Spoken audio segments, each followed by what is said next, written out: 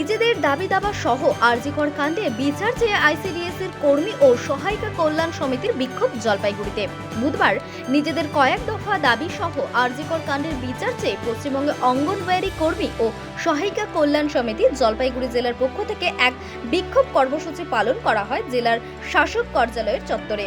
জেলার বিভিন্ন ব্লক থেকে কয়েকশো মহিলা কর্মী এই বিক্ষোভে সামিল হয়ে নিজেদের দাবি দাবার সঙ্গে আরজিকর হাসপাতালের ঘটনার বিচার দাবি করেন।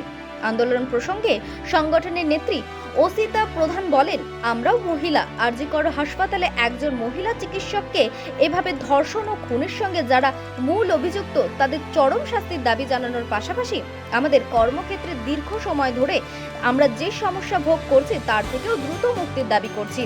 তিনি আরও বলেন, আমাদের অ্যান্ড্রয়েড মোবাইল ফোনে সমস্ত কাজ করতে হচ্ছে, অথচ কেন্দ্রীয় সরকার দুবার মোবাইল ফোনের জন্য অর্থ বরাদ্দ করলেও আজ পর্যন্ত রাজ্য সরকারের পক্ষ থেকে আমাদের সেই অর্থ বা মোবাইল ফোন দেওয়া হয়নি। মানে এই যে ডেপুটেশন করতেছি ওইটা আমরা আগে করে মানে অর্ডার করে তারপরে আসছি এখানে।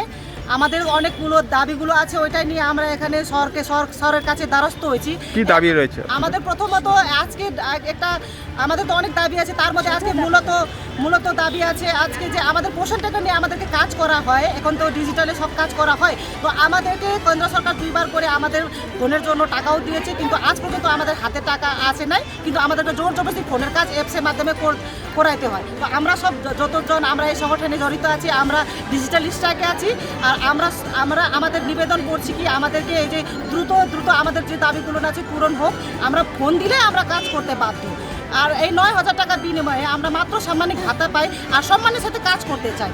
আমাদের সেন্টারে অনেক কিছু প্রবলেম আছে, পরিকাঠামো ঠিক নাই, তারপরে জলের ব্যবস্থা নাই, শৌচালয়ের ব্যবস্থা নাই, অনেক কিছু আছে। ওইটার জন্য আমাদের 17টা দাবি আছে, তার মধ্যে আজকে মূলত দাবি পোষণ টেকার নিয়ে আছে, যা আমরা অ্যাপসে কাজ করতে পারতেছি না। এই যে মোবাইল যে পাচ্ছেন না, তাহলে কি নিজেরা কিনেই কাজ করছেন? না, আমরা এখন ডিজিটাল স্ট্রাইকে আছি। ডিজিটাল স্ট্রাইক, যেহেতু আমাদের 9,000 টাকাতে আমাদের এই সেন্টারে এই মানে এই অনারে আমাদের অনেকের এডিশনাল সেন্টারও চলতেছে।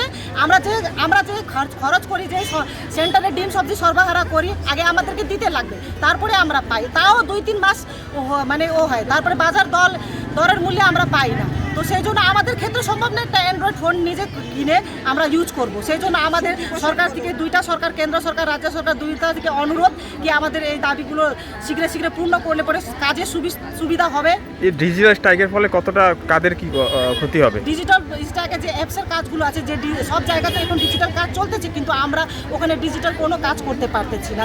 অসুবিধা হচ্ছে, অনেক অসুবিধা হচ্ছে যে মোবাইল না হওয়ার কারণে। কিন্তু এটা আমাদেরকে জোর জবরদস্তি করে লাগাইলে কিন্তু আমরা করতে বাধ্য নাই। এটা অর্ডার ছাড়া আমাদেরকে কাজ করানো হচ্ছে।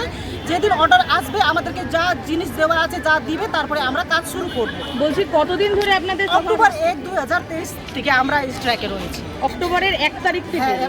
আজও পোষণের কোনো কাজই আপনারা ডিজিটাল মাধ্যমে করেননি? না। কালো ব্যাচটা পড়ার পেছনে কারণ? কালো ব্যাচটা পড়া যে আমাদের এই যে আরজিকর হাসপাতালে একটা নৃসঙ্গ একটা মহিলাকে নিয়ে এরকম একটা হইলো, ওইটার জন্য আমরা এটা ঘোর বিরোধ করি। আমরা একটা মহিলা, আজকে আমরা যখন কেন্দ্রতে যাচ্ছি, আমরাও নিজে দূর দূরান্ত জায়গাতে আমরা কেন্দ্র পরিচালনা করি, যেখানে গাড়ি যায় না, কিছু যায় না, একদম নির্জন জায়গাতে। আমরা এতটুকু বিশ্বাস পাচ্ছি না কি আমরা সেফটিভাবে কাজ করতে পারবো। সেই জন্য আমরা ওই প্রতিবাদে আমাদের এই বিক্ষোভটা আছে। তারপরে ওই প্রতিবাদের জন্য আমরা বিচার চাই, আমরা সঠিক বিচার চাই। ওই যে মহিলাকে, একটা ডক্টরকে রাত্রেবেলা এরকম করে হয়েছে, ওইটার জন্য আমরা চাই কি ওইটা বিচারও ভালো করে হোক। আমরা একটা মহিলা। আপনাদের সংগঠনের নাম কি? আমাদের সংগঠনের নাম